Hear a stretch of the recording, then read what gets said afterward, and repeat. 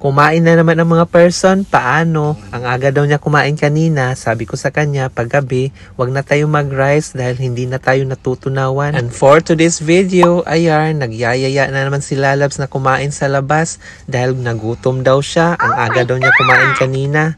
Sabi ko sa kanya, magtitipid tayo, wag na tayong kumain sa labas.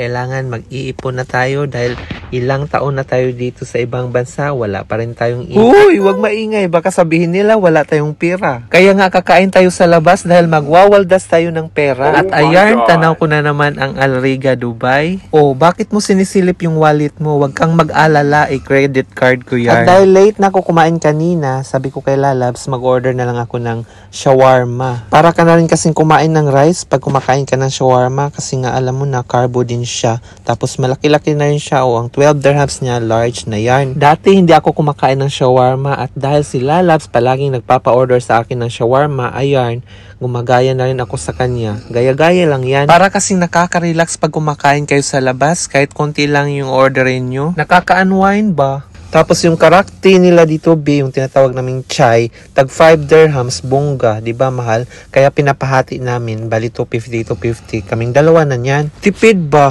Huy, magwawaldas nga tayo ng pera, B. Kaya huwag magtitipid. Wala pang 1 minute, B, naubos ko na yung shawarma ko. Paano? Nakikikain rin si Lalabs. Di pa kasi dumating yung order niyang barbecue. Ayan, ngayon lang dumating. Sabi niya, nagkikrave daw siya ng biryani, chicken biryani. Tapos, pagpunta namin, wala din naman silang chicken biryani. Laging nauubusan. Kaya ito na lang in-order namin, tag 17 dirhams. Yung malaki nito, 27. Pero in-order namin yung pang-staff meal lang. B, tipid ba? Huy! Huwag maingay, marami tayong pera. At sabi ko sa kanya, bilisan mo nang kumain dyan dahil magdawar-dawar pa tayo. At pinapakain ko na rin sa kanya yung mga dahon-dahon para healthy ba? Oh, anong say mo? Perfect! Ayan, dito na kami sa labas, B. Ang bilis niyang kumain kasi nga sabi ko sa kanya magdawar-dawar. Favorite niya kasi magdawar-dawar dito sa night market.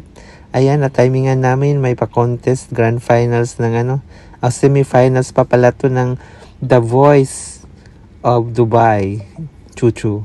Basta The Voice of Dubai.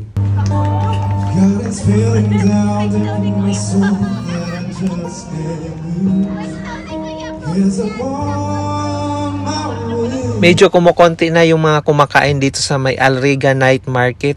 Paano lumilipat na sila sa may Winter Night Market sa katabi ng Al Ghurair kasi nga mas masaya doon, maraming pa-event, gabi-gabi may doon nagpapalaro. Kaya ayan yung Winter Night Market, ito yung Winter Night Market, lumipat kami dito kasi nga gusto namin makita yung mga palaro. May mga palaro sila ng bring me something, ganon.